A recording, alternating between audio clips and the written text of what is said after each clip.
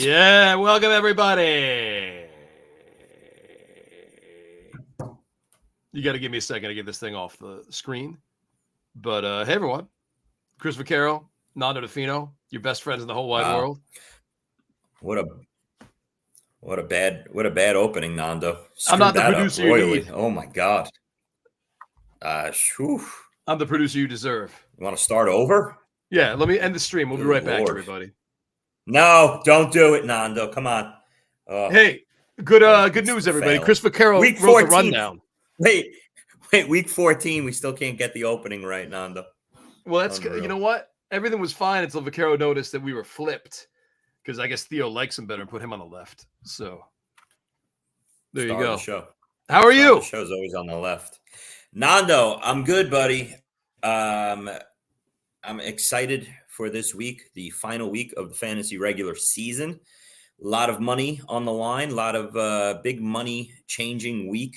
You could drop out of first place and not cash your check, and it's a pressure packed week. You know, you could see 13 weeks of hard work and time that you put into this all fall apart in the final week. It's happened to me plenty of times, and I've seen it the opposite way, where you come from behind and you pull out a league victory or make the playoffs in the final week. So a lot going on in the league, lot to cover today as usual. And let's get into it because we got a ton of topics to get to, right, buddy?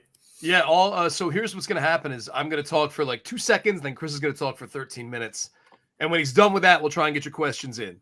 So please, if you're watching, if you're joining us, throw your questions our way. We're here to help.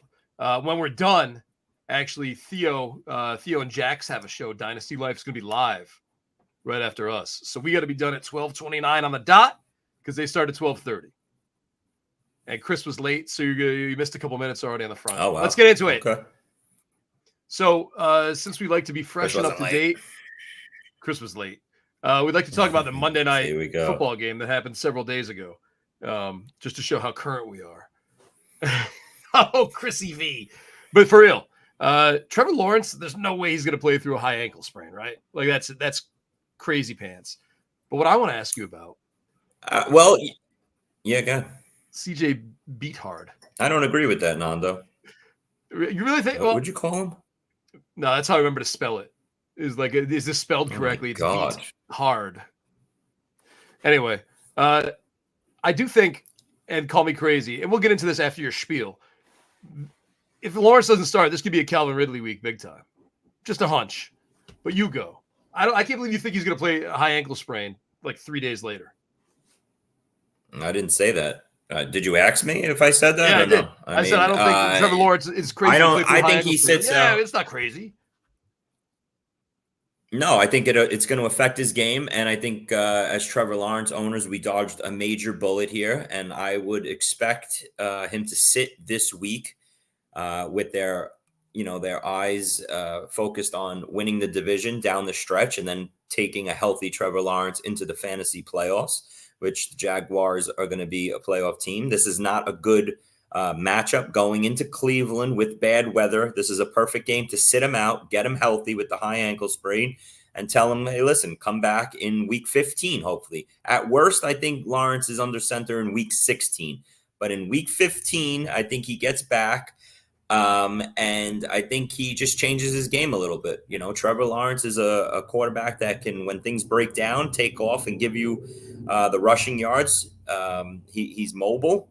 I don't think we'll see that down the stretch. A quarterback and a running back playing a quarterback compared to a running back or a wide receiver playing through a high ankle sprain is a major difference. I think, people are forgetting that. Everybody just hears high ankle sprain and they compare it to all the other players that we see with a high ankle sprain. If you're a receiver or a running back, it's a death kill to get a high ankle sprain. If you're a quarterback, sit in the pocket and throw. We've seen it. We've seen quarterbacks get a high ankle sprain and play the same week.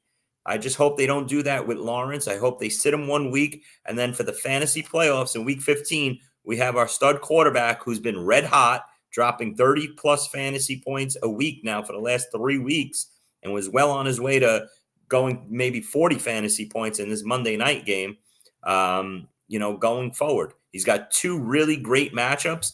and a third matchup in week 15 of the fantasy playoffs versus the Ravens, which doesn't look great on paper, but you never know. That's one of those games that can maybe turn into a little bit of a shootout with two really good offenses. So I don't think Trevor Lawrence is going to sit much through this injury.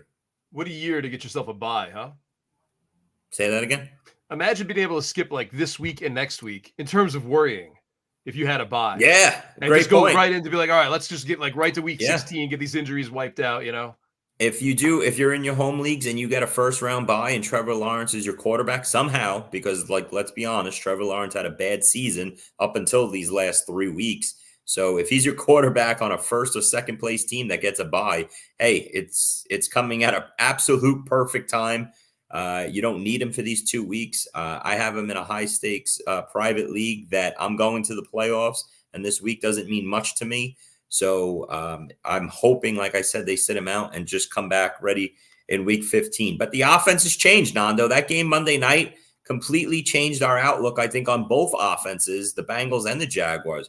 The Jaguars lose Christian Kirk for the rest of the year. Everything was coming together perfectly in these last bunch of weeks for the Jaguars offense, with Zay Jones coming back, unlocking he was the missing piece in this offense to unlock everybody, including Calvin Ridley. But, he goes down. I think they have enough weapons, the Jaguars, to still be very successful on offense. Parker Washington, the kid came in, played almost every snap. Once Kirk went down, he looks like a nice wide receiver 3, for this offense. Yeah, Big for them or for Evan Evan Ingram. Fantasy, right? You mean for Jacksonville?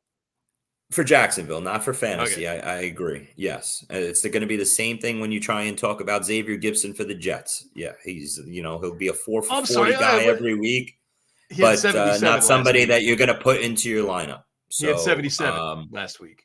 Well, okay, so start him on your fantasy team. Will you start Xavier Gibson on your fantasy team? Well, it depends on who I have. Okay, exactly. You won't. So, Evan Ingram gets a huge bump here as the second go-to guy in this offense, where he was starting to fade a little bit in the Jaguar offense with a healthy Zay Jones back and Christian Kirk and Ridley. He was starting, if you remember, Evan Ingram had a great first 2 months, and then he started to fade a little bit. But this past week, we saw Evan Ingram, jump back onto the scene. So I think he's got a nice fantasy playoff finish ahead of him for all of us tight end needy players.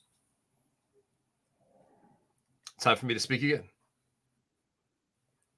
I'm going to let you speak a lot more since you complain a lot during the week. I didn't complain. Not being I just showed you the audio. I showed you the audio file.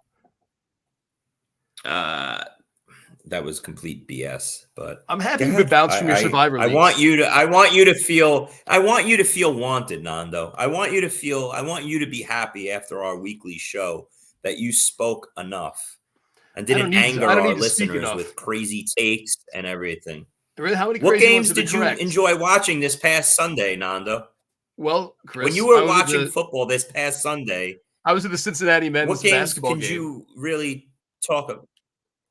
I was in a suite, and the suite had you TV. were at the Bengals game, you said?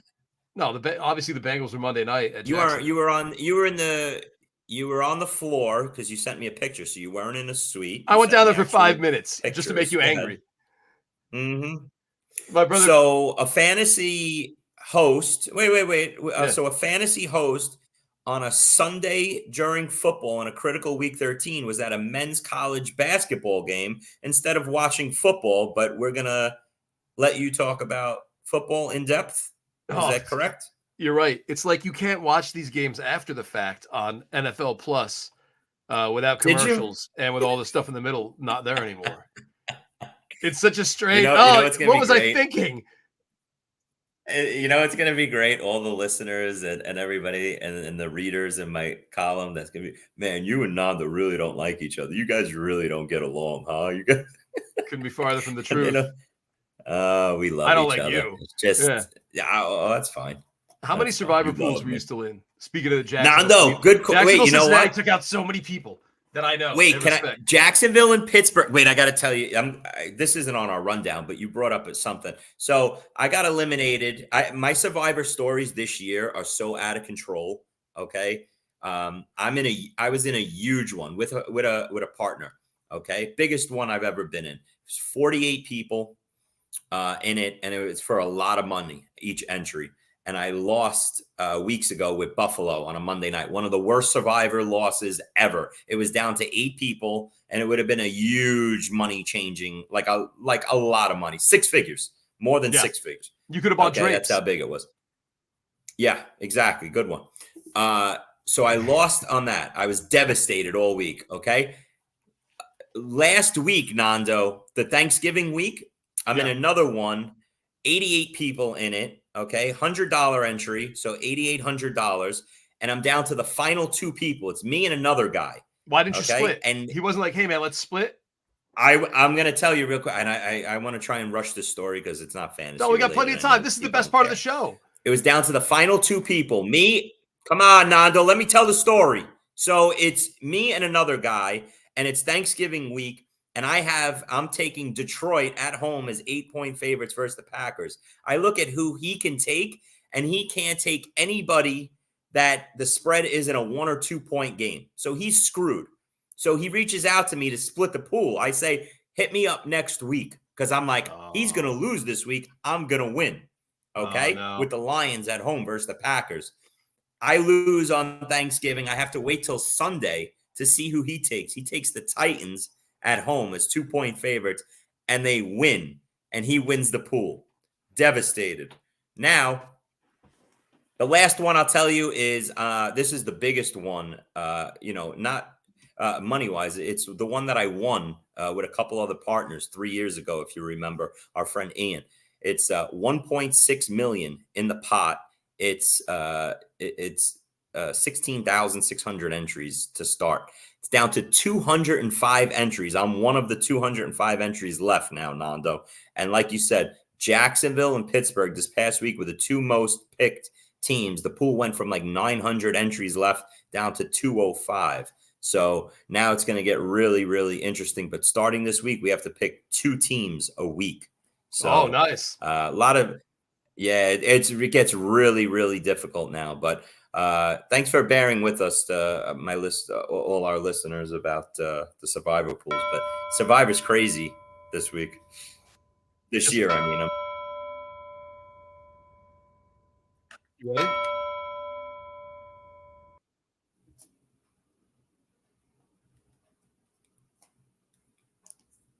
This episode is brought to you by Rival Fantasy. Rival Fantasy, the coolest fantasy platform not enough people know about, but they will once I'm done, baby, because they're always innovating. They just rolled out seasonal leagues. We set them up for patrons, for our listeners, and they funded over $1,000 in payouts. That's what Rival's all about. They're always innovating. They already had the fantasy book where you can take overs and unders, stack them up, multiply your payout, but then they added challenges so you can set your own lines and put them out there for the community, and then you can browse the community's lines and say, hey, this guy's crazy, I'm going to take the other side.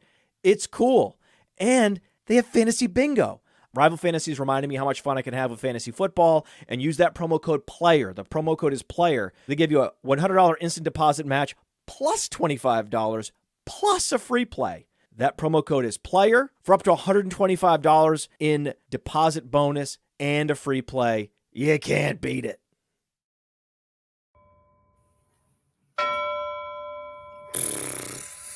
Don't make noises.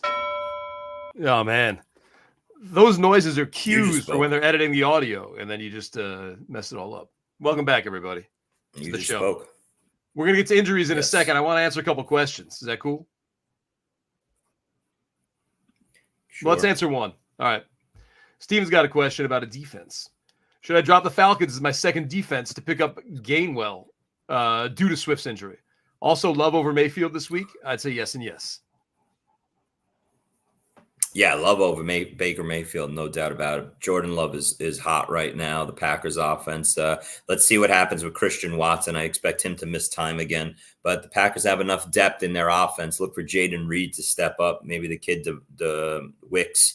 Also, and Romeo Dobbs. So they have enough weapons where Jordan Love is going to keep on humming. He's a top 10 QB1 option this week. And yeah, I would pick up Gainwell. I don't think the Swift injury is much. People seem to be panicking a little bit the last couple of days because he took the big hit at the end of the game, but he got up pretty quick. I just think it was like he got the wind knocked out of him. The game was a blowout. He went to the sideline with 3 or 4 minutes to go, and he packed it in for the day. But people are worried about him getting put in the concussion protocol. I don't think that's the case. But if you want to be proactive and take that shot, and if Swift somehow does get put in the concussion protocol, if you see that news break today, and then Gainwell is sitting out on the wire, that'd be a huge ad, because if he gets to start in a game versus Dallas with a total of over 50, he'd definitely be in play.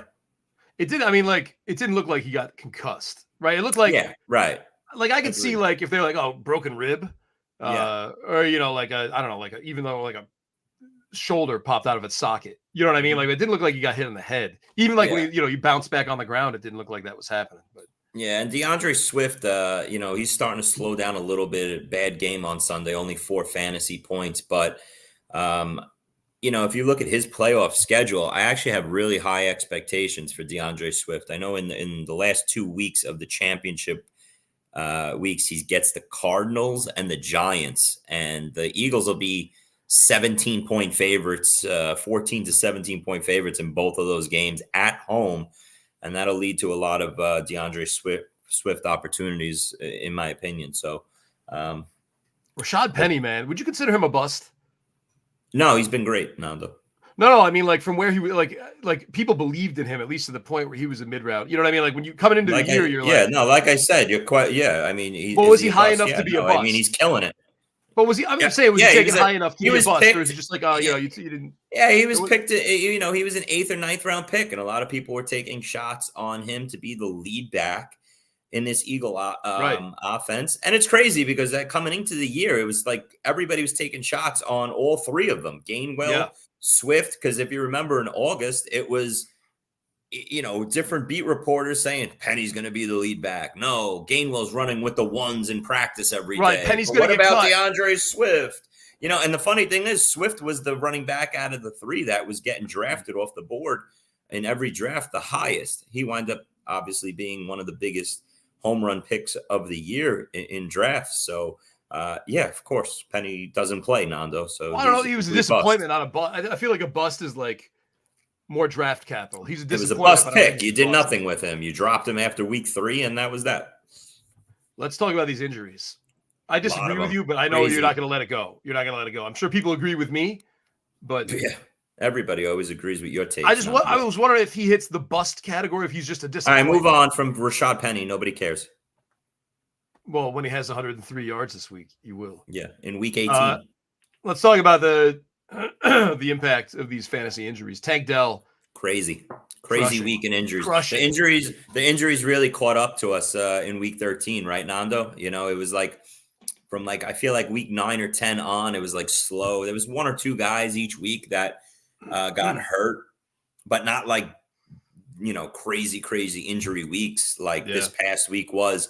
And we lost major fantasy players this past week, and almost lost another one with Puka Nacua, who went to he's got an AC joint sprain that I don't know if it's going to affect him the rest of the year. You would have to imagine so. But it looked like he might be lost for the season at one point. And that would have been not only Tank Dell, but Puka in the same week, the 2 biggest home run wide receiver picks out of nowhere. You either got them in the last couple rounds of your drafts or on the waiver wire.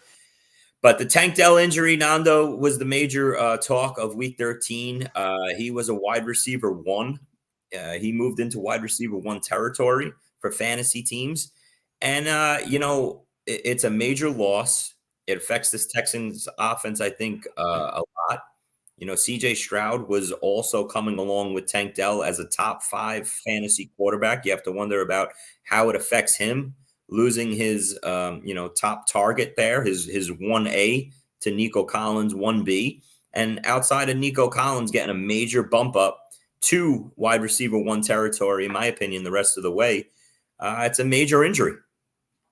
Yeah. we were on Noah Brown for a little while here. I feel like, his peak hit, and then he came back down again when everyone got healthy. But Right. he's good. Noah Brown is good, no doubt. You just wonder about. I think as a fantasy community, we're assuming and just placing Noah Brown right into the 1B territory after Nico Collins. But if we get a healthy Dalton Schultz back here, he could be the second big option in this pass game. Don't forget Robert Woods is back in this offense now. He's he's had games where Stroud has looked his way a lot. Maybe he's the second option. But, going forward, it's like everyone's going to have to share a little piece of this pie here. But the only one you feel really confident about, like we looked at Tank Dell as, is Nico Collins, because he's proven it week in and week out. I feel like Nico Collins just he's had 4 or 5 big-time fantasy weeks. And I think he'll be the consistent guy in this Texans offense going forward. The problem is you look at this week here, and everybody wants to anoint Stroud top 5 quarterback rest of the way. This upcoming week, he comes into New York here, where it's supposed to be really brutal weather on this Sunday on the East Coast for a lot of these games, rain, snow, wind.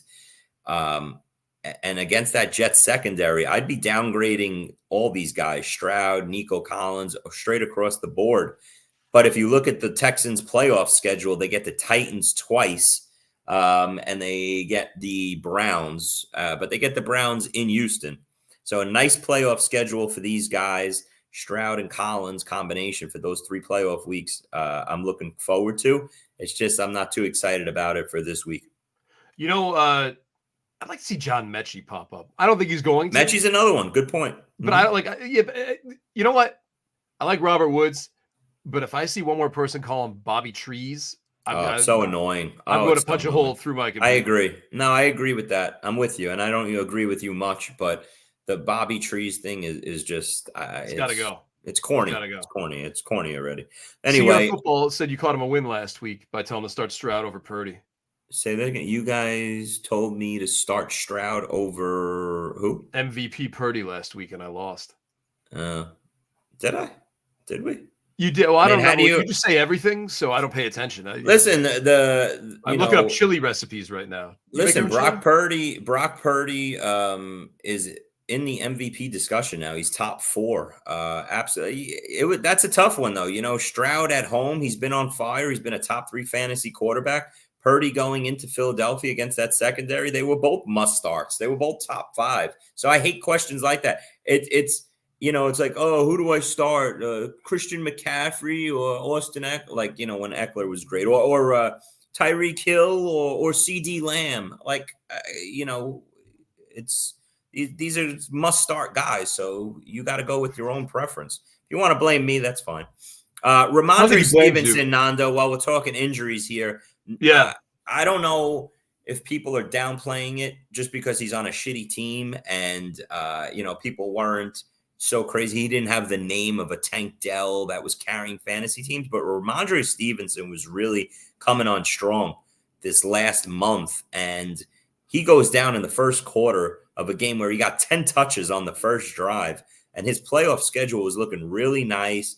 He was starting to become this bell cow back, rushing and receiving, getting all the touches, 20-plus touches that you dream of for a top RB1 type of fantasy player. And I think that's just, if you had Ramondre Stevenson in your starting lineup, that's just as big of a loss injury-wise as a Tank Dell. So that was the other one. That was the running back major injury along with Dell. It sucks catching these injuries because it changes the look of your fantasy team. You now have to go to your bench, bring up a scrubby guy into your lineup because not too many of us have 3 really good usable running backs. So when you lose like that, it takes a major hit on your fantasy team and the amount of points you can max out at every week. Brian Robinson is another one. He's going into his bye week in week 14, but kind of leaving us in the unknown once he comes out of the stupid week 14 for the, Commanders and the Cardinals here, that you don't have these guys in the last week of the season. But when the fantasy playoffs start, we don't know what Brian Robinson's status is going to be here. So, if Gibson is available on your waiver wire somehow, he's a must add. The kid Rodriguez is also a sneaky add. So, just if you need some running back depth help and you're a Brian Robinson owner, try and grab those guys. It's crazy how bad the Patriots are. Like I've carried Ezekiel Elliott this whole year on my bench, essentially. Mm-hmm. And is it going to help my team? I don't know. Like, because they're just so bad, and they got such a bad matchup this week. But you know what? He's a top 20 running back, Nando. Yeah, just he's because going to based on volume. Volume is king, Nando. But it's the Patriots. JaMychal Hasty might show up. You know what I mean? Like, we decided to give 15 touches to JaMychal Hasty for no reason. Yeah. Ty Montgomery, 8 targets this week. Yeah. Who's the guy we love? Linbound? Is Linbound still? Linbound. That's such an ugly game. You have, so you have, where's Linbound? You have 3 New Orleans. So you have, yeah, right. You just had him on New England 5. Yeah, you have him on New England 5 seconds ago. Okay. Right. Of anyway, I was confusing my new. I knew he was on. How ugly is this Thursday night game? Thursday night games usually suck, other than the treat that we got last Thursday with that Dallas-Seattle unbelievable fantasy game, which was awesome. And now we get a follow-up of the Patriots versus the Steelers with a total of hovering around 30. The game's going to be an absolute snooze fest. It's one of those Thursday nights if you're ever going to take a Thursday night off to not watch a football game, this is the Thursday night to do it. Well, I think what makes it interesting, and I hate to be the proponent of... Yeah, of course. No, this is where go ahead. I disagree. This game's actually going to be great, Chris. No, I was going to say what could make it interesting is that over under the expected point total keeps dropping. And I mean, right now it's at 30, right? Yeah, they got Iowa. It's almost like an Iowa college football game. It just creates a game within a game that I find a little like, if you're going to watch this game and you think it sucks, at least try and go to like one of those, under 30 or like first team to score 10, $3 could make it a little more interesting for you to watch. That's all I'm saying. Yeah. Come for the fantasy advice. Stay for Nando's gambling expertise. Theo asked us to talk about gambling on this show. At least I'm doing it. Mm-hmm. Speaking of gambling, I don't know if I told you this on last week's show. 30-1 odds, Miami versus San Francisco Super Bowl. If you go on any of your sites, you can get odds on who plays who in the Super Bowl. Yeah, San Francisco and Miami. I placed that bet 2 weeks ago, and I think I love it. 30-1 odds. So keep that Miami's in mind, Nando. Oh, I do. Miami I think. I think, you know what? It's funny. I don't, like I said, I'm praying that this Jacksonville, with Trevor Lawrence, not that I think they're a Super Bowl contender, but if you look at the AFC, we've always looked at the AFC as such a powerhouse with, you go into the playoffs and there's 7 really good teams. It's not like that anymore in the AFC. Actually, the NFL is really diluted now. There's only 3 good teams in the NFC that could get to the Super Bowl, and there's only 4 in the AFC. But that's including Kansas City, who I think is never going to the Super Bowl this year. I actually think they suck. And Jacksonville, who I can't see going. So I really think the only 2 teams that you're going to see in the Super Bowl out of the AFC are Miami or Baltimore. Okay. And in the NFC, San Francisco or Philadelphia. And I think San Francisco and Miami are the clear favorites in both conferences to me. But that's just your little gambling.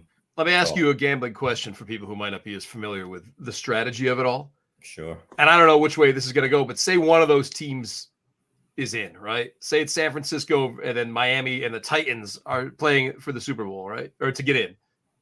How does Chris Vaccaro hedge that? Do you wait until that moment to hedge it and put the money on the Titans?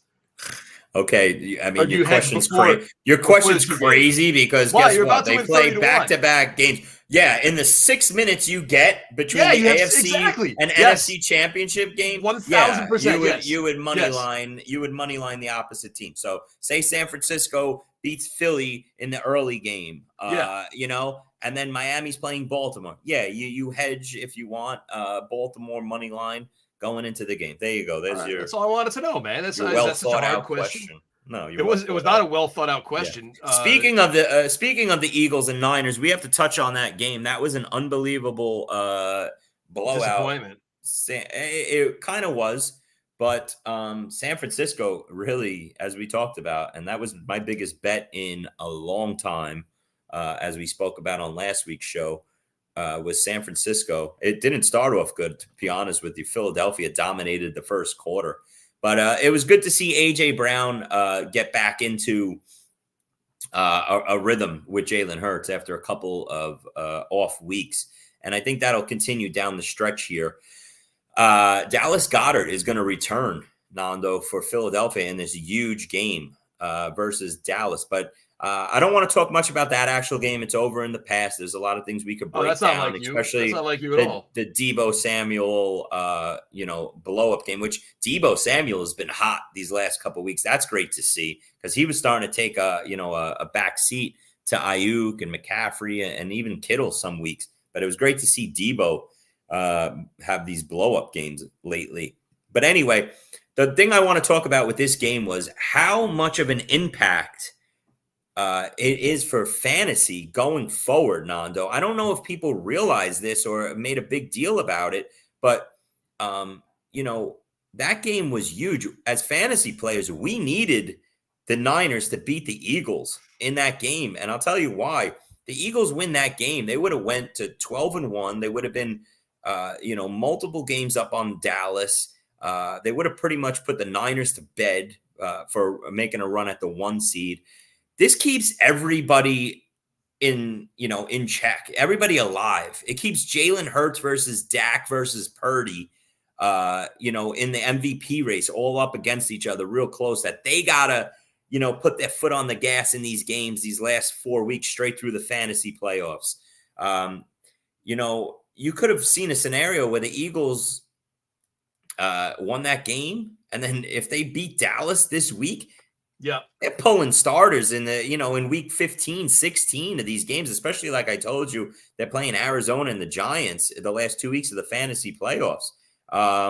It's crazy. Senior football. I know what the record is. Oh man, whoever this guy is, I love you. I mean, it's so crazy. Please I just said that. Yeah, I know they lost and they went to 10-2, but if they won, what would have they been? Okay, thank you. So thanks for paying attention. Please send more. Yeah. Our ombudsman. It just keeps everybody alive. And now Dallas is a 3.5-point favorite versus Philly. It's Dak and Hurts going head to head as the top 2 MVP favorites. They're going to want to put on a show here. It's crazy. So I just think that was the perfect outcome for the rest of the season, to keep all of our players alive on these big teams, the Eagles, the Cowboys, the Niners, going forward as they try and compete to win an MVP. Chrissy, I got a question. Yeah. What are you doing with this Zach Ertz situation? Is he to Nothing. you? He's not a game changer. He's nothing. It's not a big deal. No, people started picking him back up again last week or holding him.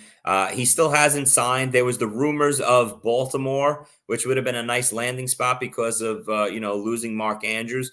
Zach Ertz. Let me tell you a scenario where this could backfire on me, Nando. And I was thinking about this as I was trying to see if I wanted to add him.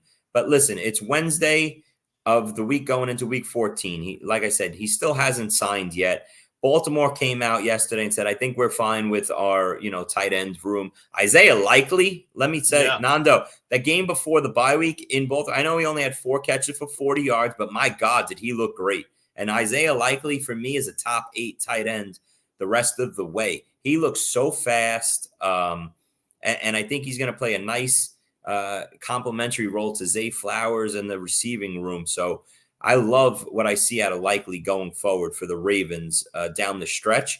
I don't think Zach Ertz is going to wind up there. The only place I could see Zach Ertz signing, which he obviously only wants to sign on a team that he could see himself going to a Super Bowl as his career comes to a close here. But if the Miami Dolphins sign Zach Ertz, who they obviously need tight end help, then Zach Ertz could play a role. But, you have to worry. You have to think like he's going to be a by far third option in the pass game after Hill and Waddle. But it'll be nice to see, if Zach Ertz is getting 80% snaps in a Miami offense, and you could sneak him in there if you're desperate at the tight end position for weeks 16 and 17. Yeah, it could wind up paying dividends, but I'm not going to bank on that, Nando. How about Mike Gesicki, man? I don't think he's a bust. How about, is he a disappointment? No, he's been great too, Nando.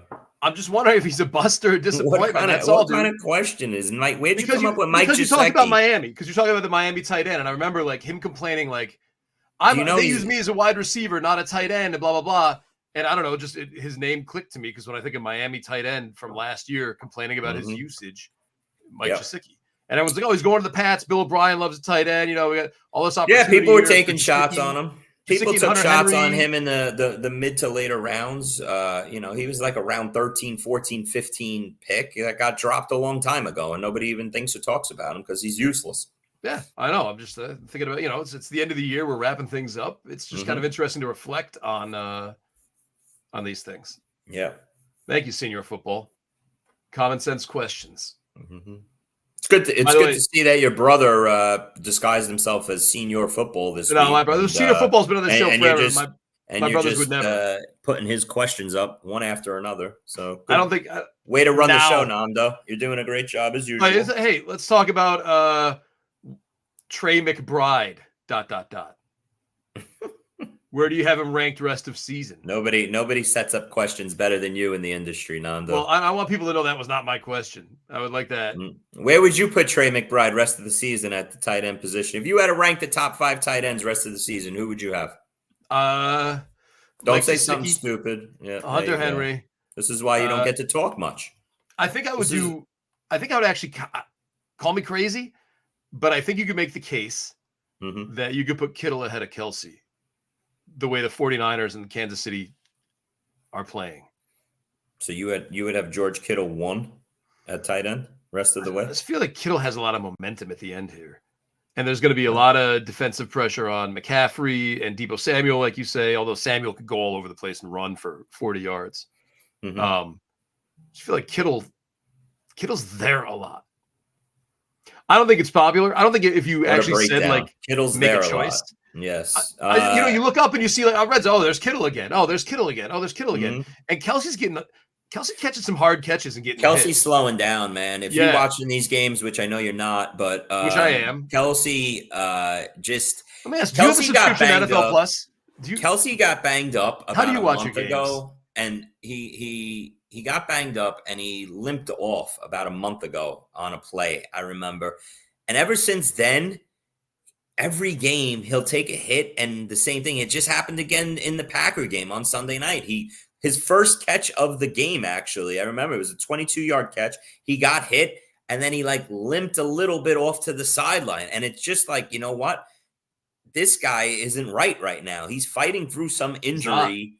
And he's just not the usual Travis Kelce, and he's just not putting up the gigantic numbers week in and week out. My point is this, Nando. The advantage is gone if you're a Travis Kelce owner this year and down the stretch, as it was in past years. If you were the Travis Kelce owner these last bunch of years and you're coming down the stretch, and it was like clockwork. You know, he was getting better and better, putting up 25 fantasy points every week. The rest of the tight end landscape was dying out. You were fighting for 10 points every week. And when you played the Travis Kelce team, you knew you were going to get smashed at the tight end position every single week with consistency. That's not happening anymore. That's done now for this year. So you don't have the advantage as the Travis Kelce owner because there's so many other tight ends now that are, capable of giving you 15 to 22 fantasy points.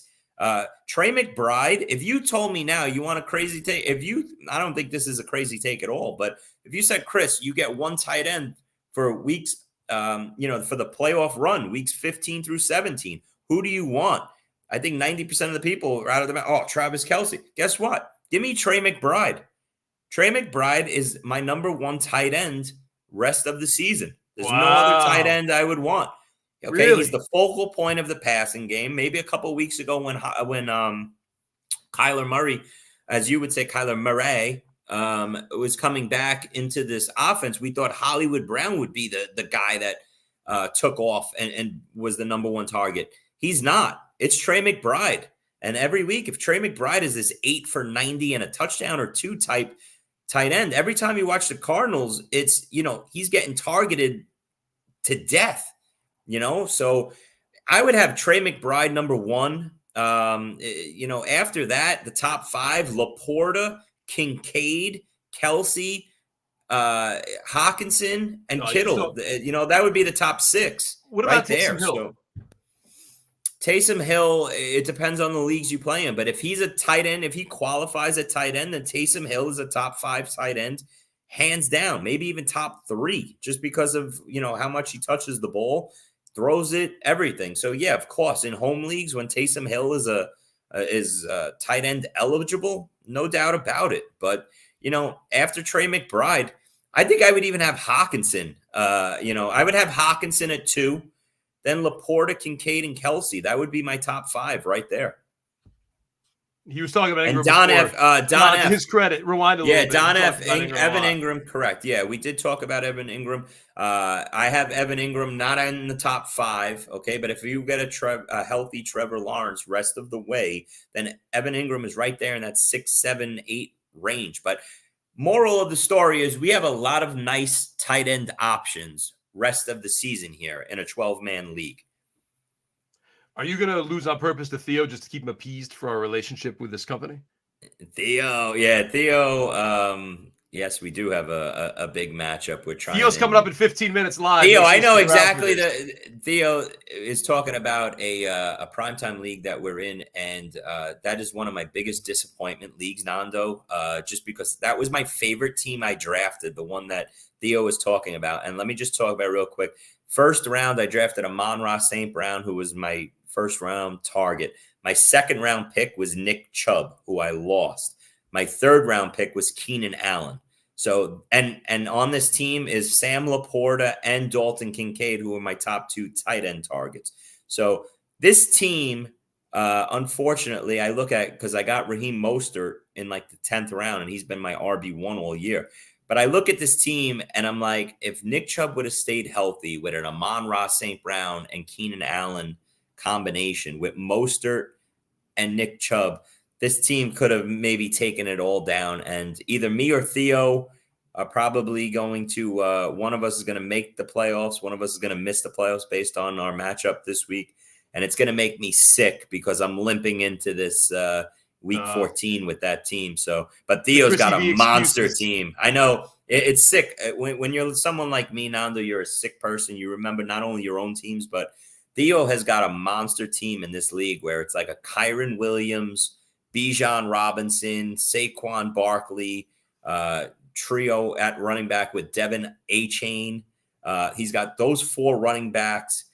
And he's got some good receivers. And I know Theo wants to get that team in the fantasy overall playoffs in the NFFC, because that's a team that I'm sure he thinks he can win the overall with, and he can with that amount of talent. So, yeah. Let's answer a question. Will you wipe off your nose? Yeah. Yeah. This is a long one from Oracle Zap, but he gave us so let's put it. Yeah. So go ahead, Nando. Read off 1,800 names. Well, he just wants to know if this team is championship caliber. Yes. It's a half PPR, 1 quarterback. He's got Allen, Diggs, Ayuk, Bijan, Shane, Ferguson. In the flex, he's got Nico Collins. On the bench, there's Puka, DK Metcalf. Yeah, if you can't win with that team, then you can't win in fantasy football. So you got basically every top stud in fantasy. So congratulations to you, as Nando keeps reading. Well, he just wants to know if this is actually a nice. He has Buffalo stash as well for Week 17 against New England. Mm-hmm. Do I keep this team or do I sub with Baltimore D on waivers? I would make sure you still have your Week 7, because as we get closer, people get in the playoffs, they're going to be looking at that matchup. I'll tell you what, Buffalo I know has Dallas and the Chargers, in the first 2 weeks of the fantasy playoffs. So, for me, it's an opportunity to carry 2 defenses. And that's another thing, as we talk about entering the fantasy playoffs, I talk from a high stakes outlook, but even in your home leagues, if you have a playoff spot locked up right now, you should have already been doing it, but you need to plan out your matchups. Okay. If you have a fantasy defense that has 2 good matchups and 1 bad one, or vice versa, carry a second one in. I have the Jets fantasy defense in all my leagues, okay? The Jets fantasy defense I love for weeks 16 and 17. They got 2 great matchups against bad offenses, but in week 15, they are on the road in Miami. I'm not putting the Jets defense out there for 1 or 2 points. So I'm carrying a second defense. I'm matching up my defenses here. I'm going to carry a second defense in, use them for week 15, and then go back to my Jets defense. But I'm not trying to take any zeros or crappy games from that. Do that. Back up your starting quarterbacks. We know that you have, we see quarterbacks going down left and right. Don't just have one fantasy quarterback and just be like, oh, I got my stud quarterback. I'm taking him 3 weeks, especially if you can't make pickups in your fantasy playoffs. If you have stud quarterbacks and you look at the waiver wire, and there's absolute garbage at the quarterback position, and you're if you're a Lamar Jackson owner, go pick up Tyler Huntley. If you're a Jalen Hurts owner, make sure you have Marcus Mariota. Okay, if you have Dak Prescott, Cooper Rush, go and make sure you at least have your starting stud quarterback backed up with his actual backup, because sometimes they're better than who you could put in from other crappy offenses or teams. Okay, I know I'm a Jalen Hurts owner in my biggest league, and I picked up Marcus Mariota in week 10.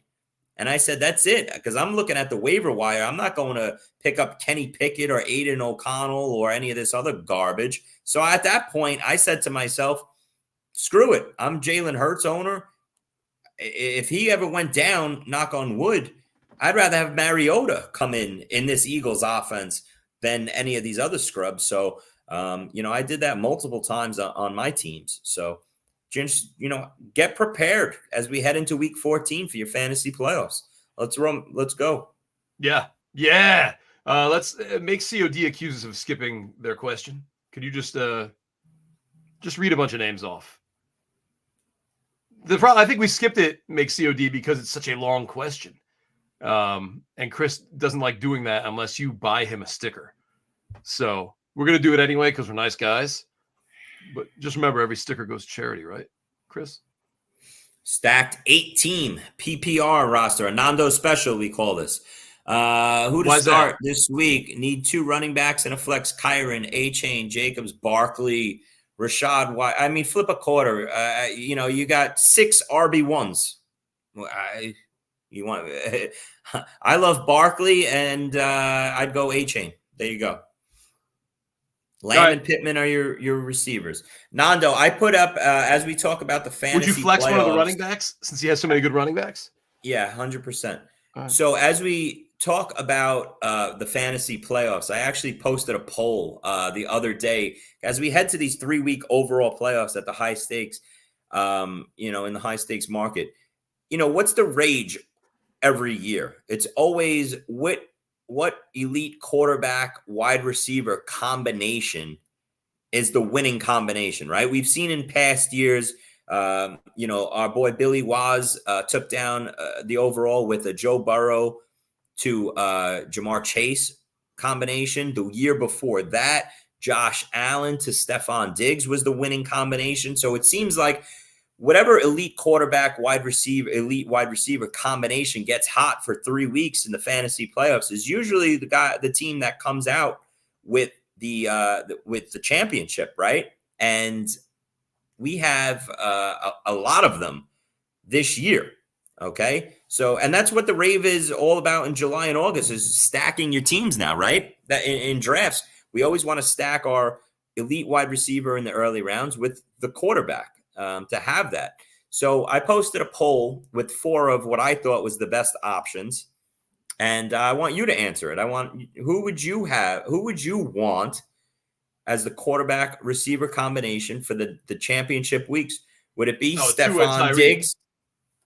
Okay, so that was one of the top 4 that I posted. Tua and Tyreek, Jalen Hurts and A.J. Brown, Dak and Lamb, obviously, and Josh Allen and Stephon Diggs. We could have also put in Justin Herbert with Keenan Allen. No one would have picked that one. Nobody would have picked that one. So who do you think was the least, by far, out of these 4? Buffalo. Yes, correct. There was Yeah. only 4%. And I didn't look. I Josh promise Allen I didn't and look. Stephon Diggs. Now, I'll tell you something right now.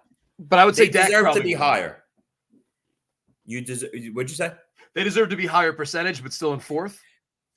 I'll agree. I'll agree with that. It's just if you look at the Bills' playoff schedule, Allen and Diggs can go off. They have Dallas and the Chargers and the Patriots. Okay, the Dallas and the Chargers games, the total is going to be like 55 for both of those games. Yeah. Okay, so I mean, I really could see a scenario where the two of them go completely off, especially after like the past month with Stephon Diggs really slowing down a little bit. He had a nice game versus Philly, but other than that, it was a slow thing. Let me just speed this up and tell you who barely won. It came down to Dak and Lamb and Tua and Tyreek. And Dak and Lamb, with 44% of the vote, just edged out Tua and Tyreek. Now, a distant third was Jalen Hurts and A.J. Brown, which I'm shocked because that was the winning combination for the first 2.5 months of the season. Was everyone was in love with the Hurts-Brown combination and calling them the league-winning combination. Nobody They've faded now into – say what? No one believes in Hurts anymore. Okay, that's your I think your seventh crazy thing you said, but David Carr, yeah, he's only the MVP went on TV front saying runner. that Mariota's better for he's the an idiot. team. Yes, because he's an idiot. But he said it, and people, I think he represents. And everybody attacked him because it's an idiotic thing. They expect, you should sit. He said they should sit Jalen Hurts until he's healthy. Okay, Jalen Hurts is playing very well. It's just you could see he's a little banged up, but not enough to sit down. But anyway, listen, those, I thought the poll results were a little were interesting. I thought Hurts and Brown would be right there with the other two. I would have taken Tua and Tyreek personally. But Dak and Lamb are so red hot right now that I guess everybody just expects that to continue straight through the fantasy playoffs and be the winning combination. But I think you're in good hands with any of those 5 quarterback wide receiver combinations as we enter the fantasy playoffs.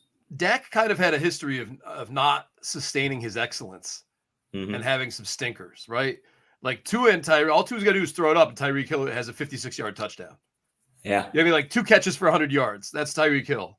I once in a while, Dak. Well, I'll say this. Things up.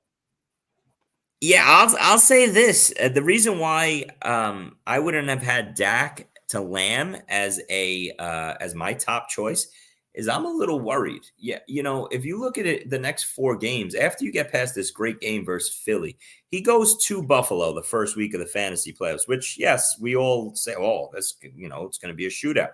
You never know with Buffalo. We could get to that game in the first week of the playoffs. It could be 18 degrees outside, wind 30 miles an hour, and all of a sudden, Dak and Lamb are screwed. Okay. Yeah. Then you get to the final game of not the final game. I'm sorry, week 16 of the fantasy playoffs, the second week, and Dallas goes to Miami, which on paper you're like, oh my God, dream. This could be 35-31. Okay, guess what? CD Lamb's got to go up against Jalen Ramsey and Xavier Howard, who are shutting people down now. Okay, that is not the matchup you want to see. You want to, Miami versus Dallas, that looks great. But guess what? That's a secondary you don't want to see in the fantasy playoffs is Miami's right now. Okay. Right. And then everybody's got their eyes on the championship week, Dallas versus Detroit, which, that should, indoors, that should be a dream matchup for Dak and Lamb. But you never know with those first 2 matchups what could possibly happen there. Have you ever played baccarat? No. No. You think you would like it? I like to gamble on most things, so yeah, but it seems like a very confusing game. I thought so too, but I played it this weekend, and now all I want to do is play more baccarat. Oh my God. I mean, there's no way you can have an edge. You're just guessing right or wrong. But it's just like the drama at the end with that last card is amazing. Mm-hmm. Nando, let's talk about Nando. We only have 3. We got to get out of here in 3 minutes because Theo's show is coming up next. Nando, week 14, all the money on the line in certain leagues. These are some of your matchups at quarterback. Bailey Zappi versus Mitch Trubisky. CJ Beathard. CJ Beathard versus Joe Flacco. I take Flacco. Gardner Minshew versus Jake Browning. That's not Baker Mayfield versus Desmond Ridder. Possibly Josh Dobbs versus Aiden O'Connell, and Bryce Young versus Jameis Winston. Okay, these are just we didn't even talk about the Jets quarterback. Jets thing. We are at an all-time crisis in the fantasy community at the quarterback position. Well, whose fault is that? Disgusting out there as we head into week 14. It's really, really bad. So if you're relying on some of these offenses, it's pretty scary. I mean, there used to be a time when a backup would come in, he would just pepper DeAndre Hopkins 17 times, you know?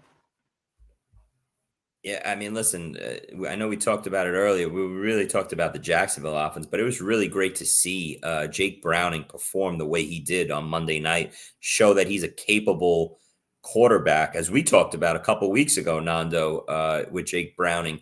But the way he peppered Jamar Chase, and I think going forward, we all have Jamar Chase back in our, wide receiver 1 conversation, top, 6, top 8 with Browning here. We could have easily seen Jake Browning look like, a Kenny Pickett or a Zach Wilson and ruin, the way they've ruined Garrett Wilson and Pickens and Deontay Johnson. But Jake Browning should not be in that conversation. Jake Browning's a capable backup that's going to come in here, get the ball out to Jamar Chase, and run a decent Bengals offense. So we dodged a major bullet here. You talk about Jake Browning like he's Theo. That's the only other person I've ever heard you gush like this about. Dynasty Life with Theo and Jax coming up next right here on Player Profiler. Stay tuned. Chrissy V and me. We're out of here. Good luck. In just 1 minute while I find the music file in the back end. Say your goodbyes. Wow. Another smooth exit from Nando DeFino.